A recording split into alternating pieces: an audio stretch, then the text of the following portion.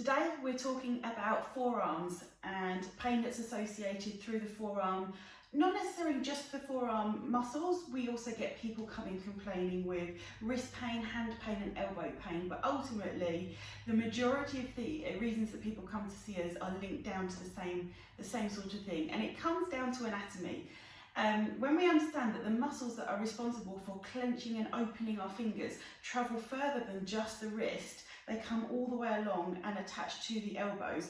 So all the muscles that are responsible for gripping your fingers come along your forearm and attach into the elbow at this point here. And all the muscles that are responsible for opening the fingers travel along the back of the forearm into the outside of the elbow. And when we get inflammation around the tendons in these areas, these are the things that we talk about tennis and golfers' elbow, or more medically known as medial and lateral epicondylitis, but that name's not important. What is important is what we can do to manage these things. And one of the important things is to look at why these things have occurred. And again, we talk about posture and desk setup in another video at another time, but this is one of the most common reasons for getting this type of pain down through the forearm. It links to us using our hands for quite a lot of things. So whether you are a desk worker where your hands are typing, using the mouse, or you're using your phone or a tablet quite a lot, also, any other industries where you might be using your hands, you know, electricians, plumbers, these types of people are using hands for quite intricate work sometimes. And the more and more that we use these fingers, the more we're irritating the muscles coming up to their attachment points in here.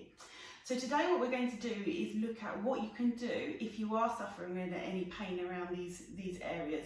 Obviously, the best thing to do is to come and make sure that we've got the right diagnosis, but here's some things to do to try in the meantime. So stretches through the forearms are quite good ones, and you can do them at any time if you're sitting at your desk. So if we want to try and take a nice stretch through the forearms, one thing to do is to put your palms of your hands together and then start to draw your palms down towards the floor, and at the same time try to lift the elbows, but don't let your hands come apart. Keep the palms of the hands together, draw your hands down and try and lift the elbows, so we're getting this sort of smaller angle at the wrist there. And that's a nice one. It opens out the wrist, flattens and stretches out through the connective tissue in the palms of the hands, but it also starts to give you a nice stretch through the fronts of your arms, especially if it's quite tender. This is a nice one to do that doesn't take it too deep into the stretch. So with any of the stretches, remember, hold them for at least 20 seconds, providing it's not giving you any pain. So there's that one. To also get a bit deeper stretch through there, what you can do is take your arm out in front of you and point your fingers down towards the floor. Take your other hand and use that as a lever. Let me try and show you from the side. So use that as a lever, so you're trying to pull the fingers back. So now we're getting that nice lengthening through the forearm there. Okay. And again, if you feel it tighter one side than the other, I would always do the same. I say to patients all the time, whatever you do to one side, do to the other, so it doesn't feel left out. But equally, sometimes you're not always aware of the pain so much on the other side. I mean, the number of times I do this with patients and we work on the area that they've come in with, and I think, well, just check the other side, and they go, wow, didn't realise that one is as tight as it was, because the brain likes to perceive pain and a problem in one place. It doesn't like to be confused with too many things going on. So it's probably going to focus on the one that's the most significant. So make sure you change and have a go at the other side. So again, you can take your fingers back down towards the floor. Use the other hand to pull the palm back so you're feeling that stretch. Again, with any of these stretches, if you get any pain or discomfort, that's when you stop. But if you can feel that nice stretch coming through the forearms, then that's really the nice feeling that we're aiming to get.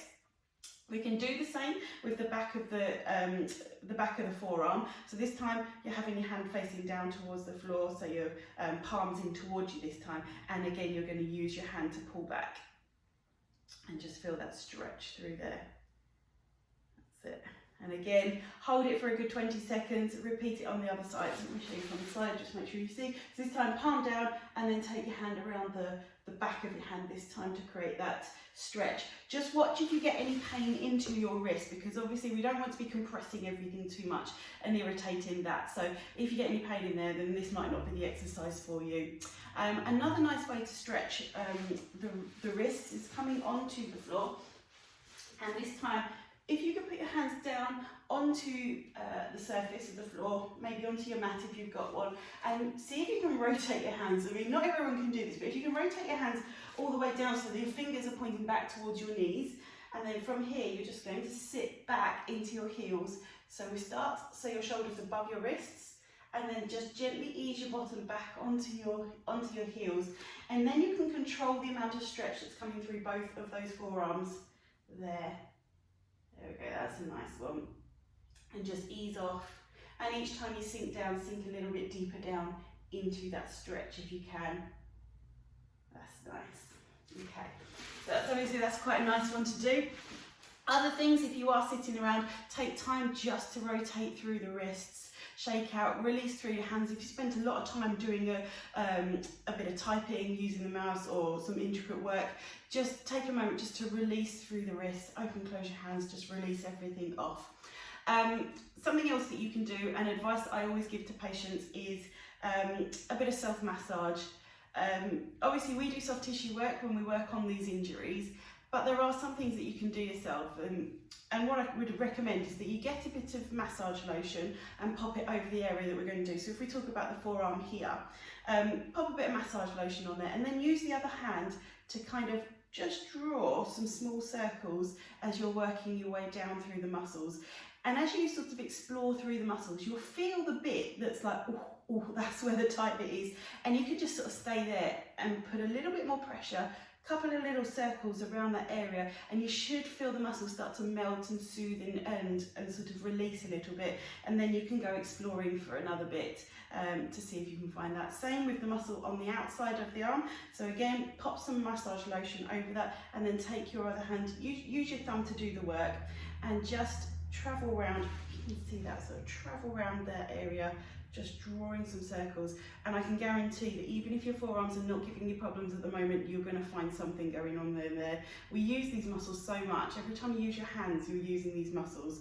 So you'll find a nice, oh, there's a nice little bit. And sometimes it can feel quite hard and chunky.